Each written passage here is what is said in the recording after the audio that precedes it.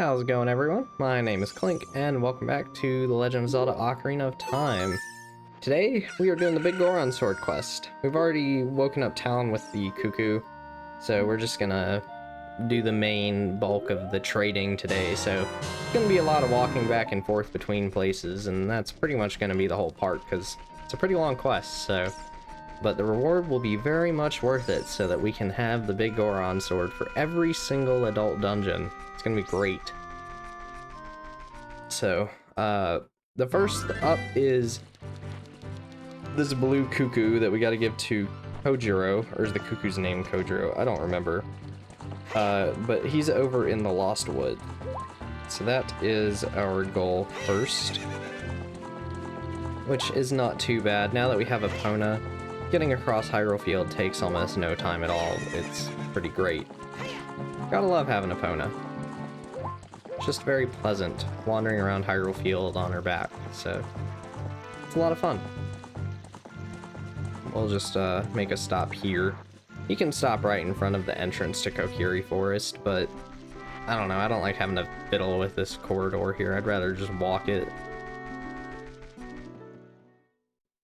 Yeah, I'm pretty excited to be getting to the dungeons in the next part.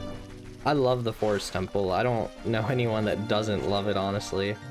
As you can see, Kokiri Forest has kind of been overrun by Deku Babas and Deku Scrubs. So, an annoying thing is you can't oh, never mind. I don't know why I couldn't I thought you couldn't reflect their bullets with the Hylian shield. But the guy will be where the Skull Kid was here that we played Saria's song for as a kid, so we'll give him the chicken. Look at him. Look how excited he is. Oh yeah, okay, so it's the chicken's name. Cojiro, why? You must be a nice guy. So we'll bring this this mushroom to the potion shop, but the catch is you only have 3 minutes for it, and that's the thing with the Biggoron sword quest, is there's quite a few timed portions of it, so it's pretty crazy, because you gotta go all the way across the map for quite a few of these, and you know, going all the way across the map is, well, it's going all the way across the map.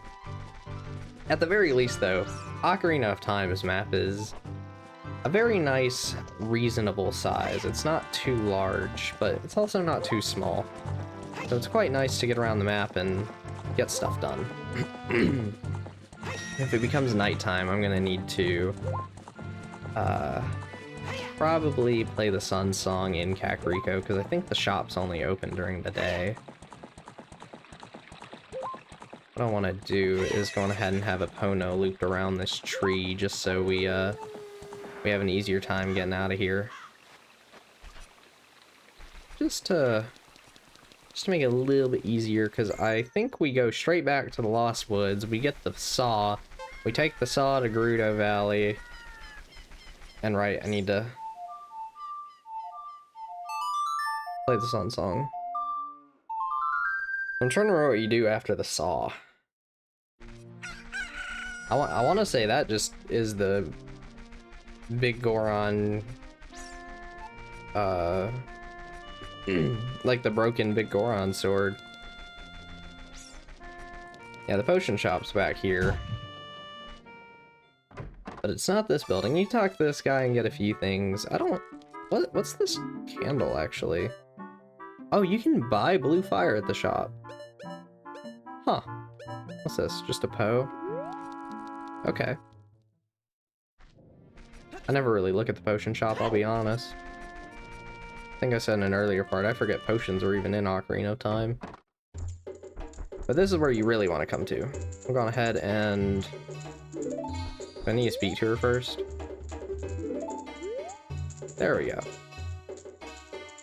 To go into the forest. Okay. I like how it gets really dark here, but not like pitch black. It's so weird. Strongest medicine I've ever produced. Yeah, we have such strong medicine, and it's not gonna be very, very helpful, honestly. Oh, hi there, sir. You are looking at me very strangely.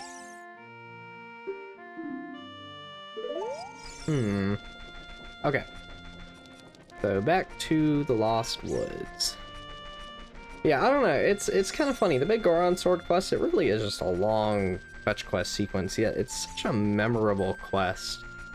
I think it's a very good inclusion within the game, just because of how good the Biggoron sword is as a reward. It's a fairly convoluted quest by this game's standards, but I mean, when you get something as awesome as the Biggoron sword, and the game just doesn't really care whether you find it or not, it's pretty respectable to just have in the game like that. So I don't really think there's anything that tells you that you get it, other than maybe just finding the Biggoron up on Death Mountain for yourself and talking to him. But I don't know. I remember I think I just watched, I either saw Super Skarmory's walkthrough of this game, which I used that quite a bit, but I also got through this game thanks to Zelda Master's Let's Play, because I remember my one friend that really helped me out through the game, he told me about it, or about Zelda Master's channel. Because once I got to the adult section of the game, I was getting lost left and right. Anybody who comes into the forest will be lost. Everybody will become a Stalfos. Everybody's Stalfos, so he's not here anymore, which is kind of terrifying. But now that we have the Poacher Saw, we can go on ahead and head to Gerudo Valley with it. So, this is a step that if you don't have Epona, you would need to be after the Water Temple to do it, because the bridge in Gerudo Valley is now destroyed. And that's why you need Epona. So now, since we have her though, we can do the quest at this stage of the game. And no, I don't want to do that. I want to get on her back and get moving. There we go.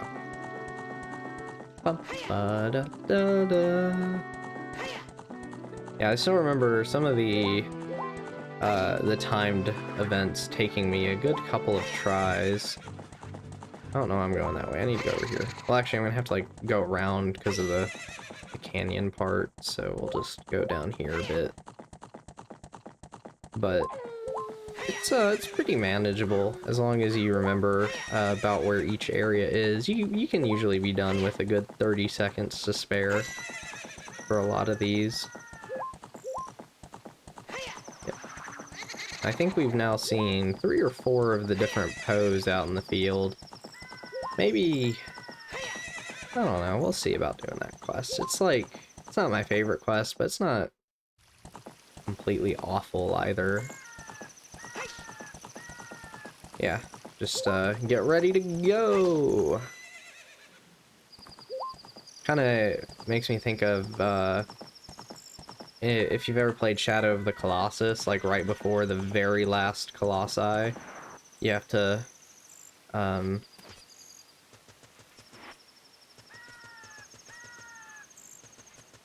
oh, I didn't even know about this one. You have to, like, jump with Wander over a gap. And funny story there, so I first played Shadow of the Colossus on the PS4. And I was trying to get the achievement for beating the game without dying. I was like, it'd be so cool if I could get this on my first playthrough. I didn't care about getting all the achievements, I just wanted that. Yeah, there's the broken Biggoron sword. And that horse jump was the first thing in the entire game to kill me. I got through all the other Colossi without dying somehow. I got pretty close to dying on some of them. Like the one where you gotta knock down the pillars, or the 15th one was pretty tough. One of the flying ones also got me pretty close to dead, I think, but of all things, it was that stupid, basically quick time event. And I mean, I don't like quick time events in games. I think they're really annoying and stupid. I don't know why they were ever popularized in games, and I'm pretty sure Resident Evil 4 was a big reason for that, but Resident Evil 4 is at least a really cool game, so... but... yeah, so I don't know, I guess jumping over a horse gap just made me think of Shadow of the Colossus there. Man. But Shadow of the Colossus is a pretty interesting game. It's one of those games where, like, I don't know, I liked the game. I thought it was fun. I enjoyed my playthrough of it. But I don't really get all the hype about it, personally. Scaling the Colossi was cool, but I don't know, I guess I just didn't feel drawn in by its world. Because, I mean, it's a pretty sparse world, and I don't really have a problem with that, but for some reason I just didn't feel super motivated to explore it for myself. So I guess I just didn't get drawn into the game as much as some other people do, but it was still a pretty fun game, honestly. I still would like to actually pick up a copy because I played it through PlayStation Plus, but I will probably never subscribe to PlayStation Plus again until I can get it for like $30, because before they did the price hike on it on Black Friday, you could usually see it for about 30 bucks, maybe 45 sometimes, but ever since they raised the price, the lowest it's gone to, I think, is 60, so it's like, I don't like paying for online subscriptions. Like, I'll play a lot of my single-player games, for like AAA stuff on my PS5, but anything I play like co-op with my friends, yeah, that's a PC game. Like Risk of Rain 2. I haven't mentioned Risk of Rain 2 before, but if you ever played Risk of Rain 2, you know it's an awesome game. I cannot wait to play the next expansion for that, which, at least as of me recording this, we have no idea when it's coming out, but not, probably like a day or two ago, was the release of a small update that added a few new things, and I messed around with that with one of my friends for a bit. That was actually pretty fun. Nice little teaser. Got like a nice Dead Cell skin. Here we are, the Biggoron. A broken knife is surely my work. I really want to repair it, but because of yesterday's eruption, my eyes are irritated. So, let's go and get the Eyedrops from King Zora. We've got 2 more steps, I think. Which I also have a cheat on that will make it to where you don't have to wait 3 days to get the Biggoron sword, so I don't have to sit here and play the Sun Song a ton of times. I'll just be able to talk to him after we get the claim check, and we'll just have the sword. Which is a nice little thing to have on. But, with the online services and stuff, I don't really mind paying for Switch Online as much, mainly because if you've got a bunch of friends and you can get a family membership going, at least on the normal tier, it's like, I think I pay like $7 a year pretty much, although it's really, we just alternate who pays it each year in full. So I've probably only paid for it like twice. Would be nice if, you know, it was still free like it was that first year and a half of the Switch.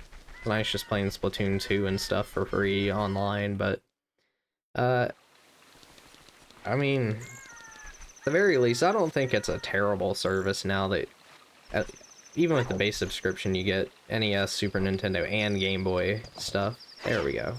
Finally can get moving. But I don't know. It's kind of weird, especially with the expansion pack. But I would say I'd like it to just be able to where I could buy the games I want, but honestly, I've tried some stuff that I wouldn't have played otherwise. Like, I played a little bit of Poppin' Twinbee, I think it's called, on the Super Nintendo. That's a pretty fun little shooter. Played a little bit of Demon's Crest. I still haven't played Final Fight. I've heard that's a pretty good beat 'em up, but I've never really tried it for myself, so maybe someday I'll give that a whirl. It looks like a fun game though. I enjoy beat 'em ups that I play at the arcade and stuff. I recently went to had like my first pretty decent arcade experience, because living in the US, especially around my parts, yeah, arcades don't exist other than like Dave & Buster's, and Dave & Buster's sucks if you ask me. There's like no fun games there.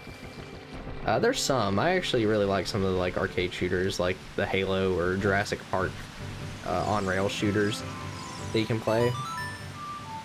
But there's this bar near me that, just a barcade, and it had a bunch of 80s and 90s arcade machines. And I went with one of my other friends on his birthday, and just got to play a bunch of old arcade games. Played Super Mario Bros. Arcade for the first time, Tetris, you know, Galaga, Pac-Man, Donkey Kong. But we got to play Marvel vs. Capcom 2, which was awesome, and the Simpsons arcade game was a super fun beat 'em up. I actually really liked it. I'm not great at it, but it was a lot of fun. I forgot what this one shooter they had was. If anyone is like fairly proficient with arcade games, it's like you're in some amusement park and you're killing like aliens or something. You're just like shooting them down. It's a fun game. I just don't remember what it was called at all. Yeah, it was a nice little place, honestly. I'd probably go back, especially considering I was there for about an hour and a half and I only spent like $6. I was fully expecting to spend like 20 in that time frame, but a lot of the older stuff was basically a quarter, so I thought it was a pretty neat place, honestly. But that's like, there's one other arcade near me that's more of just a normal arcade instead of a barcade. Might go check that out at some point, but I don't know. Like, I don't know, because I'm younger. I didn't get to experience the arcade craze in the 90s, but I always thought arcades were really cool, and it just seems fun to go and play a bunch of people in a random match of Street Fighter, which, you know, now you can only really do online in Street Fighter 6, or if you got friends that play stuff like that. I don't know, I don't play like a ton of fighting games. I have Guilty Gear Strive, play that with some of my friends occasionally, which if any of them watch this, I'll be like, no you don't, you like get on once every blue moon. It's like, yeah. I don't know, I'm not the kind of person that likes to sit and grind competitive games and get really good at them. It's just not my thing, personally. I've never gotten too into them. Like, I'll usually get pretty tired of a multiplayer game after like 20 to 30 hours. But it's kind of funny. I have ones I really like. I really like Halo 3. Probably my favorite multiplayer shooter. But I'll have like one day every year where I sit there and I play it like the whole day and I don't touch it for another year. The multiplayer, at least. It's kind of weird. I've been doing that for a few years now. And why didn't this work? Here's your frog. Alright, this is the final step of the Biggoron sword quest, so this part's gonna be a little over 20 minutes, but that's fine. Like I said, it's just a long quest, and I mean, there's not much going on between stuff, but I didn't really want to like cut it out, because then you're cutting out the whole experience of the quest, so might as well just blab about random stuff instead the whole time. But yeah, 4 minutes to get all the way to the top of Death Mountain from Lake Hylia, so this is actually going from the southernmost part of the map to pretty much the furthest north point, so it's a long journey that you have to do in 4 minutes. And I completely messed that up. I should have used another carrot. Seriously, opponent, please, I'm going to fail this at this rate.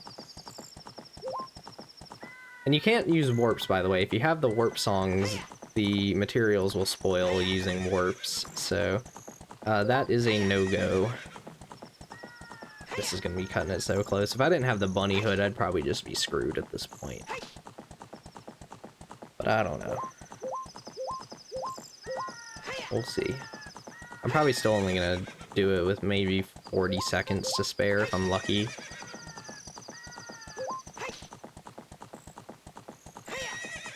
But I mean, honestly, this quest I would have thought would take me like 30 minutes, but I did cut out the Talon step, I guess.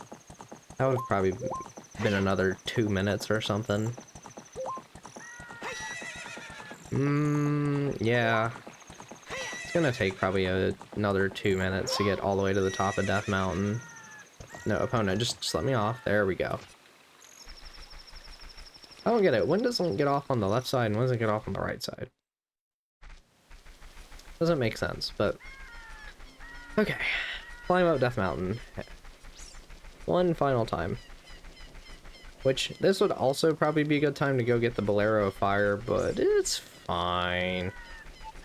I'll probably end up starting the next part at Kokiri Forest, though, just to not have to do the journey over there. Since at this point, we know how to get around Hyrule. We're proficient in it. There's only minor changes. I mean, we've seen Kokiri Forest now at this point, so... yeah, the wall climb. and I've got faster climb speed on, too, so that's also helping me out with the timer. But we'll see. That floor does not play nicely with, the camera being like that.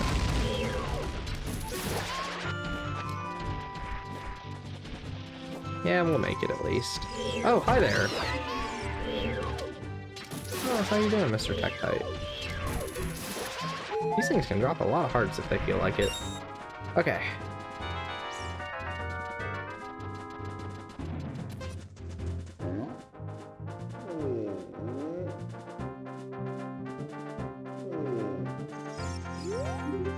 Eyedrops.